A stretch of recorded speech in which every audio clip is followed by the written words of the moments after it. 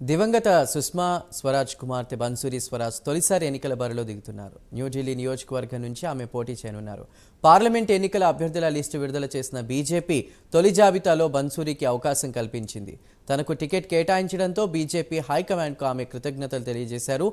గత ఏడాది 2023 మార్చిలో ఢిల్లీ బీజేపీ న్యాయ విభాగం కో కన్వీనర్గా బన్సూరి రాజకీయాల్లోకి ఎంట్రీ ఇచ్చారు.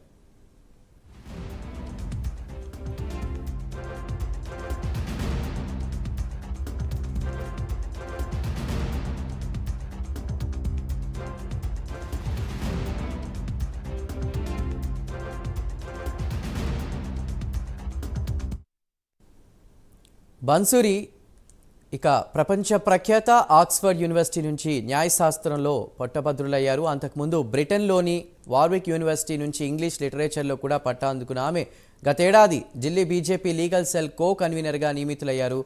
బన్సూరి గతంలో హర్యానా రాష్ట్ర అదనపు అడ్వకేట్ జనరల్గా వ్యవహరించారు.